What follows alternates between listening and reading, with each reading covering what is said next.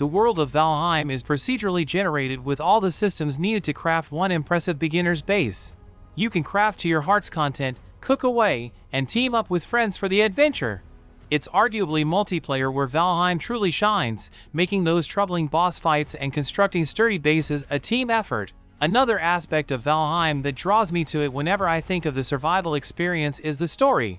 You're not merely thrown into a world with nothing to your name, as is the case with other survival titles, but instead, you're a legendary warrior who has had their soul transported to Valheim. Your enemies are also Odin's enemies, and it's your job to restore peace to Valheim.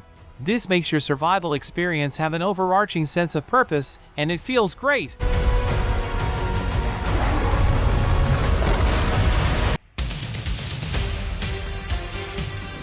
Shrunk down to the size of an insect, you find yourself tiny and alone, wandering around a typical family garden.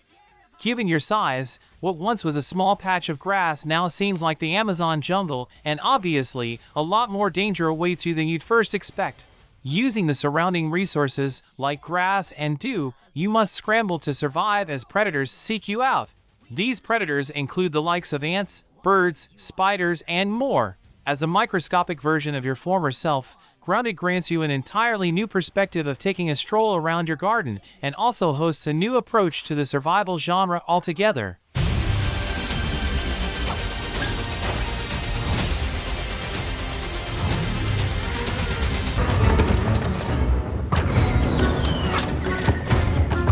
Minecraft typically revolves around starting with nothing and then destroying the surrounding terrain to gather and craft resources. You build your base, kill some animals for food, and then it's time to go down in the mines. Given the Minecraft Caves update recently, going down to the mines to hunt for diamonds and iron has never been more exciting. Your Minecraft experience is your own, so it's up to you if you invite friends, join public servers, or go slay the Ender Dragon solo. Either way, Minecraft is vibrant and developer Mojang simply keep adding more content. This content takes a long while to come out, but it's usually so worth it when it does.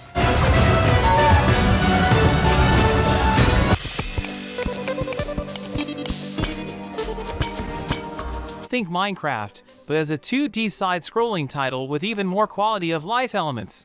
That's Terraria. Admittedly, Minecraft has caught up in the quality department, but Terraria did it first and deserves to be recognized for doing so. Terraria also doesn't dry up as you plunge more hours into it. If anything, things get all the more wild, and it's a title that can be incredibly hard to put down.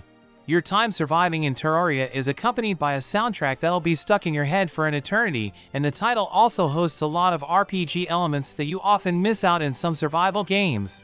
You can befriend NPCs, defeat bosses, and play multiplayer with pals if you don't fancy exploring dungeons and villages solo.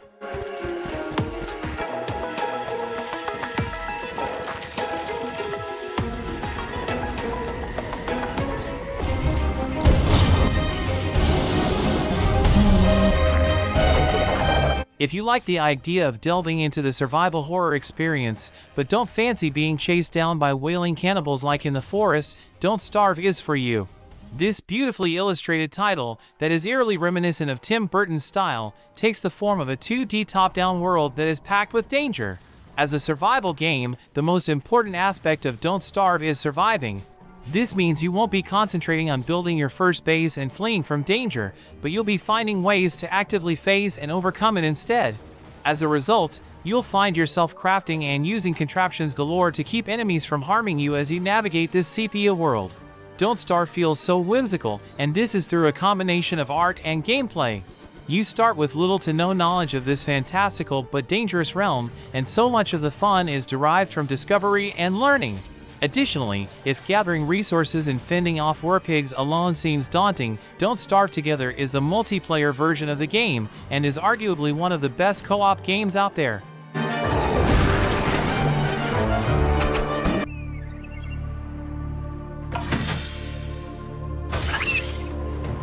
In Subnautica, you're alone and lost, much like Don't Starve, but this underwater world is a lot more relaxing than other survival titles in this list.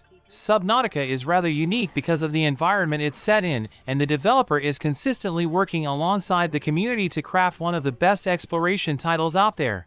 From your submarine, you can explore the sea, which is more vibrant and lively than you'd expect. As you gather materials and resources while dealing with some incredible-looking sea creature enemies, you'll eventually be able to leave your submarine and begin to build on the ocean floor. Before you know it, you could even end up with your very own Atlantis. As is the gripe with most survival games, you must look out for yourself before crafting. You'll need to keep topped up on food and water, but also oxygen. Subnautica is a survival game that isn't too demanding and is perfect for those of us who love some deep-sea exploration.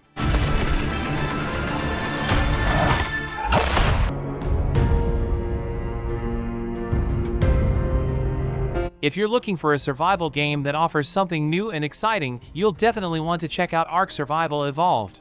You'll start your adventure with absolutely nothing, and you'll need to quite literally punch trees and craft the bare necessities just to make it through the night. Those that can quickly establish a base and craft weapons to defend themselves will find a world teeming with possibilities and dinosaurs.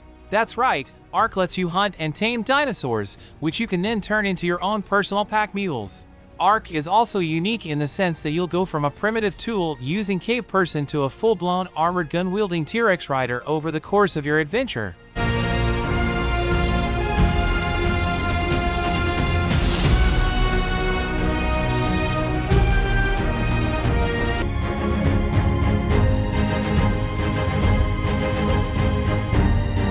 Those looking for something a little different should definitely consider loading up Raft.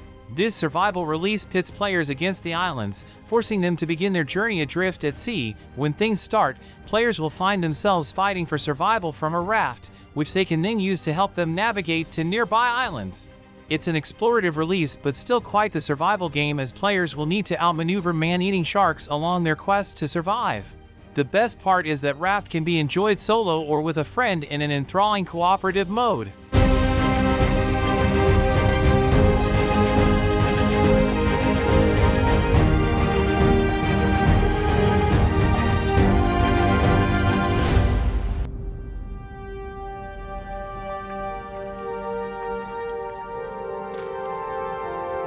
In the forest, you're alone playing Crash Survivor who finds themselves on an island inhabited by some very hungry cannibalistic tribes, and later, mutants.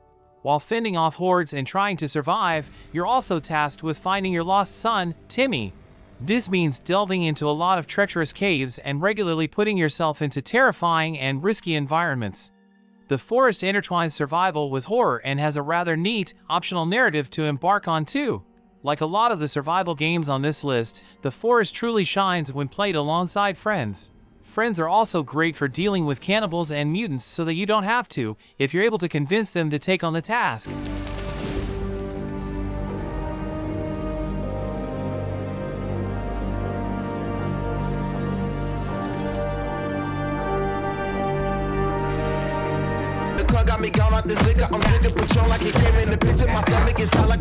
Rust is a fantastic game that's all about brutal, hardcore survival skills. On the other hand, you'll almost certainly come across some people in public servers that are merciless, making getting started a little difficult. Provided you avoid helicopters, wild animals, and don't let your first home disintegrate while you're AFK, you should be able to get a good start in Rust with these fundamentals. That is, up until you have the right resources to blast any menacing wild boar or nosy neighbor back to where they came from. Rust is all about building yourself up from nothing, and likely later losing it all in a PvP shootout, but that's part of the fun. Simply put, Rust is brutal. If you make a mistake, the title is often incredibly unforgiving, and that's exactly why people like it. Rust is one for those who have a little more time to commit to their survival experience, and fortunately for you, the game continues to evolve in terms of its community and grow in terms of its content. So, you've got plenty of exciting savagery to be getting up to.